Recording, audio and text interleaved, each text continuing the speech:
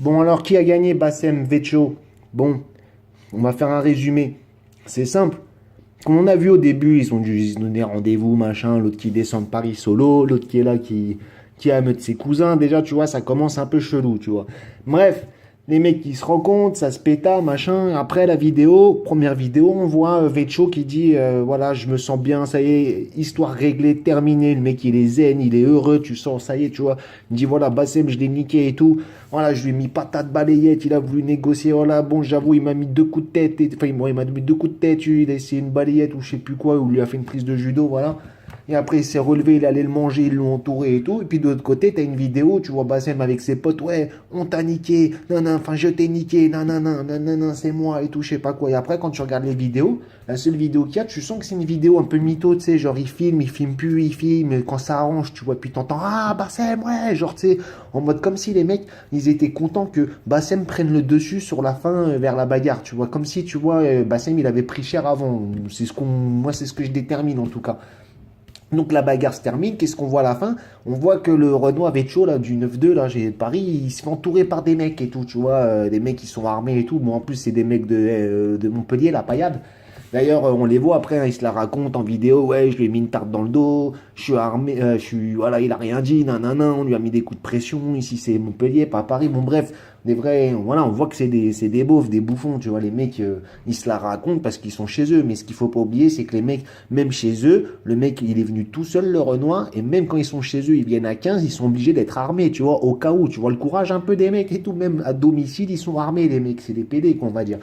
Bref, et donc on voit les vidéos et on voit d'un côté un mec qui est zen et d'un côté on voit un mec rageux qui est là, ouais, je t'ai niqué, nanana, j'ai retenu mes frérots, nanana et tout, alors qu'on voit des vidéos où on voit que, tu vois, ça commençait à chauffer pour Vetcho. On a compris l'histoire. On a compris l'histoire, c'est que Bassem, pendant la bagarre, il y a un moment, il a repris le dessus, ils ont commencé à filmer, et au moment où Vetcho il se relevait et que ça allait repartir en couille, ils l'ont entouré pour pas que ça reparte en couille, tu vois, fin du match. En fait, c'est une bagarre de collégiens. La bagarre, comme il a dit Vetcho, elle s'est pas terminée, et voilà, quoi. Donc, on sent quand même le coup de pute. Donc, franchement, c'est facile à voir. Hein. C'est facile. C'est grillé à 100% que l'autre Bassem, là, il s'est pris une mandale devant ses potes. Parce que, comme on dit, là, les mecs, ils sont là en train de lui dire, ouais, viens, on fait un tête-à-tête, un tête-à-tête. Pourquoi tu fais un tête-à-tête avec un mec qui aurait perdu? C'est pas, tu vois ce que je veux dire? C'est pas logique. Tu fais un tête-à-tête parce que le mec, il a niqué ton pote et que t'as le seum. Mais il faut être un PD pour demander un tête-à-tête à un mec qui vient de se battre. Tu vois ce que je veux dire? C'est vraiment laisse tomber. Bref, c'est cramé à 100%. Bassem, il s'est fait niquer. Ils ont voulu soulever Vetcho. Ça va, ça s'est bien passé parce qu'il y avait quand même un rebeu de la paillade apparemment qui était bon. Car c'est pas Bassem, hein, c'est un rebeu de la paillade qui a retenu les autres.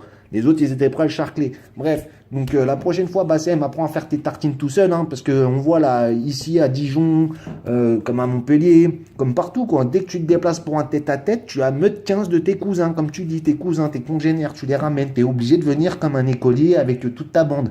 Mais t'es une pute. Moi, je m'en rappelle, à Dijon, c'était pareil. T'avais fait toute une mascarade dans un quartier pour amener tout le monde. Quand t'as attrapé le mec de Mulhouse chez toi, pareil, vous l'avez attrapé à deux, un handicapé d'1,60 m. Vous étiez même à deux dessus, obligé d'être à deux. Quand Coco t'inquiète, il est venu à Vénissieux à 6 h du matin, à Vénissieux pour te rendre fou, juste pour te faire chier, parce que t'avais juré qu'il viendrait pas.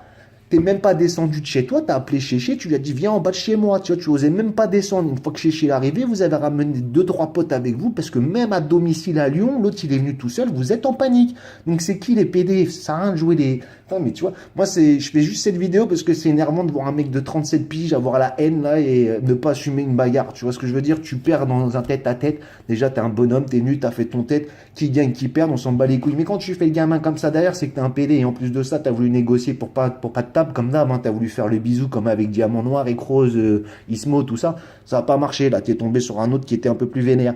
Mais bon, voilà quoi. Les mecs, ils sont obligés de se déplacer à 15. Donc c'est cramé. On sait très bien, Bassem, tu t'es pris, t'as volé. Et voilà, arrête de faire le haineux. 37 ans, faut assumer, on n'est plus des collégiens, bouffons. Va.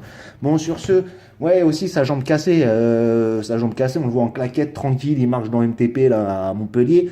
On le voit en claquette. Hein, et une jambe cassée, mes couilles. Et pour tous les rageux qui vont dire, ouais, ça le black swag de Paris. Déjà, je suis pas de Paris, je suis pas un black, tu vois. Nique ta mère. Voilà, bon, bref. Sur ce, bonne soirée et ciao.